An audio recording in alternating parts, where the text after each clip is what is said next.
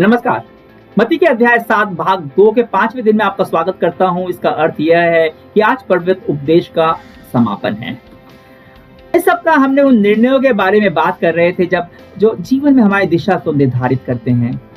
दोष ना लगाने का निर्णय, सूझबूझ का निर्णय, परमेश्वर से मांगने का निर्णय, सुनहरा नियम का अभ्यास करने का निर्णय, संकरे द्वार से प्रवेश करने का निर्णय, झूठे भविष्यवक्ताओं शिक्षकों से सावधान रहने का निर्णय, और आज 7वें अध्याय में 7वां निर्णय जिसे हम पद 24 से पद 29 में तक देख रहे हैं। यहाँ पर यीशु पर्वत उपदेश का समापन करते हुए हमें सिखाते हैं, इसलिए जो कोई भी मेरी ये बात सुनकर उन्हें मानता है और उस बुद्धिमान मनुष्य के समान ठहराएगा जिसने अपना घर चट्टान पर बनाया।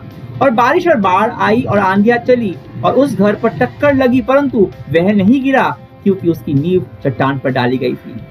परंतु जो कोई ये बातें सुनता है और उन पर नहीं चलता, वह उस मूर्ख मनुष्य के समान ठहरेगा जिसने अपना घर रेत पर बनाया। और बारिश और बाढ़ें आई और आंधियां चली और उस घर पर टक्कर लगी और वह गिरकर सत्यानाश हो गया।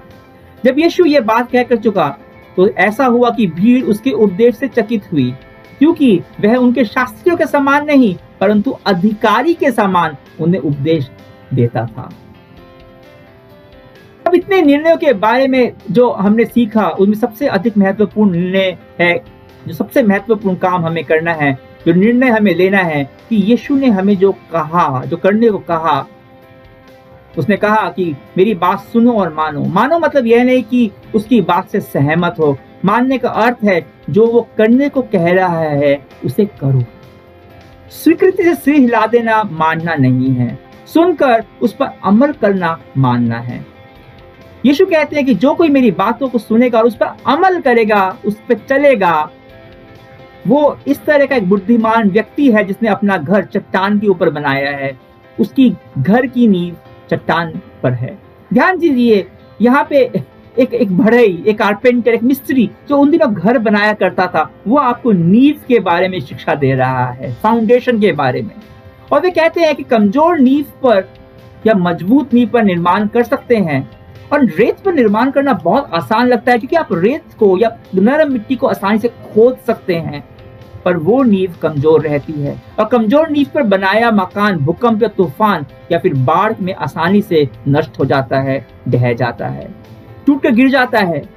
मैंने एक बहुत ही अजीब सी चीज मैंने बचपन में देखी थी। मैंने एक बाढ़ आई थी और बहुत क्षति हुई थी, और थोड़ी दूर में दो घर थे। एक झोपड़ी नुमा घर था जो काफी कमजोर दिख रहा था, और कुछ दूर में ही एक शानदार पक्का मकान था। अजीब सी बात थी कि बाढ़ के अंदर वो झोपड़ी नुमा मकान क्षतिग्रस्त हुआ था परंतु फिर भी खड़ा हुआ था, जबकि वो पक्का मकान पूरी तरह से ढह गया था। मेरी उम्र कम थी और मेरे को बहुत ही ज्यादा अचंभा हुआ। तब मेरे को किसी ने बताया कि वो जो मकान था, जो पक्का मकान था, वो नरम मिट्टी के ऊपर बना हुआ था। जहाँ पे पहले पानी हुआ करता था, उस मिट्टी को भर के बनाया गया था, वहां पे मिट्टी नरम थी। जबकि वो झोपड़ी नुमा मकान घर जो था वो पथरीली मिट्टी के ऊपर बनाया गया था। और यही कारण था कि उस पक्के मकान की नींव मजबूत नहीं थी और वो बाढ़ में ढह गया। सच्चाई तो यह है दोस्तों कि हमें हर समय परिस्थितियों का, उसके थपेड़ों का सामना करना पड़ता है। कई बार वो परिस्थितियां हमारी खुद की पैदा की हुई हो सकती हैं या फिर किसी और की, और वो परिस्थितियां किसी आध्यात्मिक कारण से भी हो सकती हैं, जैसे कि अय्यूब के साथ हुआ था। पुराने नियम में हम अय्यूब के बारे में पढ़ सकते हैं। यीशु यहाँ पे जो तस्वीर दिखा रहे हैं वो पुराने नियम के परमेश्वर की न्याय की, प्रलय की तस्वीर है। यीशु कहते हैं कि परिस्थिति कुछ भी हो, जिस घर की नींव चट्टान पर होती है, परिस्थितियों के झोंके उसको अधिक नुकसान नहीं पहुंचा सकते, पर जिसकी नींव रेत पर बनी होती है वो परिस्थितियों के धक्के में आराम से नष्ट हो जाते हैं। और हमारे जीवन में नींव क्या है? क्या है हमारे जीवन की नींव? वो है यीशु के वचन, परमेश्वर का वचन। वो है वो चट्टान। यीशु कहते हैं कि जो मेरी बातें सुनकर उसके मानता है वो एक बुद्धिमान मनुष्य के तहत नहीं है जिसने अपना घर चट्टान पर बनाया। मेरे जीवन का अनुभव है, मेरे खुद के जीवन का अनुभव है दोस्तों। जब मैं यीशु को नहीं जानता था, उद्धार प्राप्त किया हुआ नहीं था, परमेश्वर का वचन को कभी सुना नहीं था, परमेश्वर का वचन मेरे अंदर नहीं था, मैंने परमेश्वर के वचन का अभ्यास नहीं किया था, तो जीवन की छोटी छोटी परिस्थितियां भी मेरे को विचलित कर देती थी। मैं बिल्कुल बिखर सा जाता था। परंतु मेरे यीशु के आने के बाद से जब मैंने परमेश्वर के वचन को जाना, उस पर अमल करना शुरू किया, तो आज मुश्किल से मुश्किल परिस्थितियों में भी मैं डटकर खड़ा रह पाता हूँ। परंतु यह सामर्थ यीशु को केवल अपना उद्धारकर्ता स्वीकार करने से नहीं आती। बहुत से ऐसे मसीही हैं जो यीशु को अपना उद्धारकर्ता स्वीकार करते हैं, परंतु उनका जीवन ऐसा का वैसा ही रहता है। वचन कहता है कि यीशु को अपना उद्धारकर्ता स्वीकार करो, पर साथ में प्रभु भी मानो।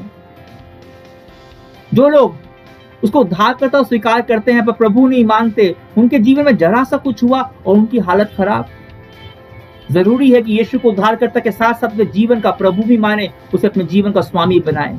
कौन है स्वामी, कौन है प्रभु? वो जिसकी बात हम सुनते हैं, जो वो बोलता है वो हम करते हैं। यीशु भी यही बोल रहा है, जो मेरी बात सुनेगा और मानेगा।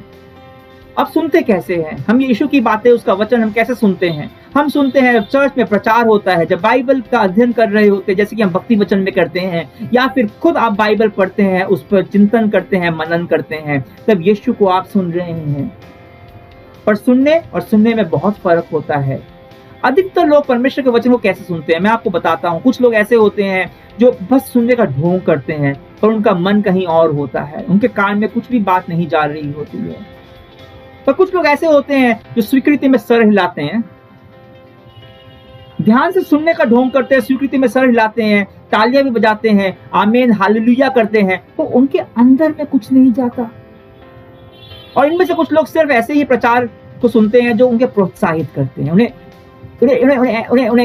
एनकरेजमेंट देते हैं या फिर उत्तेजित करते हैं। ऐसे प्रचार जो कठोर होते हैं, उनको चुनौती देते हैं, वो उनको बोर लगते हैं, उसको सुनना नहीं चाहते वो लोग। ऐसे लोगों के जीवन में कोई बदलाव नहीं आता, क्योंकि ये लोग बदलना ही नहीं चाहते, ये सिर्फ प्रोत्साहन चाहते हैं। इन लोगों के लिए यीशु पर विश्वास करना एक धर्म के अलावा और कुछ भी नहीं है। ये लोग अपना जीवन पाखंड में ही निकाल देते हैं। पर कुछ लोग होते हैं जो इस बात का निर्णय लेते हैं कि जब वो परमेश्वर का वचन सुनेंगे तो उस पर सोच विचार करेंगे, उस पर मनन करेंगे, खुद को जांचेंगे और वचन के हिसाब से अपने अंदर परिवर्तन लाएंगे। ऐसे लोग जब यीशु के बताए हुए स्वर्ग के राज्य के धन्य मनोभाव के बारे में सुनते हैं, तो अपने आप को देखते हैं कि उनके अंदर उनके खुद के मनोभाव कैसे हैं। जब वो संबंधों के बारे में यीशु को उपदेश सुनते हैं, तो वो सोचते हैं कि उनका किसी के साथ मनमुटाव तो नहीं है, क्या उनको किसी से माफी मांगनी चाहिए, क्या उन्हें किसी को क्षमा करने की जरूरत है। वो खुद से पूछते हैं, क्या मेरी हाँ है, या फिर मैं अपनी सच्चाई को साबित करने के लिए मेरे को कसमें खानी पड़ती हैं। क्या मेरे अंदर वो गलत तरह की वासना है जो मेरे को अंदर अंदर नष्ट कर रही है, मेरे को परमेश्वर से दूर कर रही है। वो लोग अपनी प्रार्थना में यीशु के साथ बताई प्रार्थना के नमूना के आधार पे वो प्रार्थना करना शुरू करते हैं। वो कहते हैं, मेरे अंदर परमेश्वर का राज्य आए, परमेश्वर की इच्छा पूरी हो। वो परमेश्वर पर निर्भर होना शुरू करते हैं, अपने विषय संपत्ति के बारे में अलग तरह की सोच उत्पन्न करते हैं, निर्णय लेते हैं दोष न लगाने का, आलोचना न करने का, दूसरे के साथ वैसा व्यवहार करने का जो वो खुद चाहते हैं। झूठे शिक्षकों से सावधान रहना शुरू करते हैं, खुद वो वचन पढ़ते हैं, संकरे मार्ग पर चलने का निर्णय लेते हैं, यीशु के पीछे चढ़ने का निर्णय लेते हैं, और इस सब के लिए परमेश्वर पर निर्भर करते हैं। वे जानते हैं कि ये सब उनके लिए असंभव है, बहुत मुश्किल है, पर परमेश्वर की मदद से सब कुछ संभव है। ऐसे ही लोग हैं जिनके जीवन में संपूर्णता आती है। इन सब के जीवन में जब कठिन परिस्थितियां आती हैं, वे विचलित नहीं होते, पर परमेश्वर की मदद से उनका सामना करते हैं और विजय प्राप्त करते हैं। उनके किसी भी स्थिति में परमेश्वर भरोसा रहता है, और ये वही लोग हैं जो परमेश्वर के न्याय के दिन आत्मविश्वास से अधिक होकर खड़े रहेंगे। यीशु के अनुसार यही है बुद्धिमान लोग जो चट्टान पर घर बनाते हैं। यीशु की बातों को, उनके वचन में अद्भुत सामर्थ्य है, उसमें अधिकार है, क्योंकि वो खुद परमेश्वर है। उस समय के लोगों ने पहचाना कि वो उनके धर्म शास्त्रियों के तरह नहीं पढ़ाते, वो अपने अधिकार से पढ़ाते, क्योंकि उनके पास वो अधिकार है। उनके उपदेश केवल नैतिक उपदेश नहीं है, केवल व्यवस्था के नियमों को लेकर उनके उपदेश नहीं है, पर वो जीवन को लेकर हैं, वो व्यावहारिक हैं और प्रेम से भरे हुए हैं। तो आज आपके लिए चुनौती है, मेरे लिए चुनौती है कि क्या आप केवल सुनने वाले बनेंगे? क्या मैं सिर्फ सुनने वाला बनूंगा, या जो सुनता हूं उसको करने वाला भी बनूंगा? निर्णय आपका है। आइए कुछ समय के लिए परमेश्वर से प्रार्थना में बातचीत करें। प्यारे पिता, हम जब प्रार्थना करते हैं कि बुद्धिमान पुरुष बुद्धिमान स्त्री होने पाए, यीशु पहले हम तेरे को सुनने पाए, पर फिर हम उस पर काम करने पाए, उस पर चलने पाए। बहुत आसान है सुनकर अनसुना कर देना, आसान है अपने घमंड में रहना और तेरे वचन को एक कान से सुनकर दूसरे कान से निकाल देना, या फिर सिर हिलाकर भूल जाना। तो यीशु, तू हमें बताएगा कि हमें अभी क्या करना है, कहां से शुरुआत करनी है कि इन पर्वत उपदेश को अपने जीवन में हम उतार पाए। वो क्या है जो आप मेरे अंदर आज बदलना चाहते हैं, क्या बदलाव करना चाहते हैं।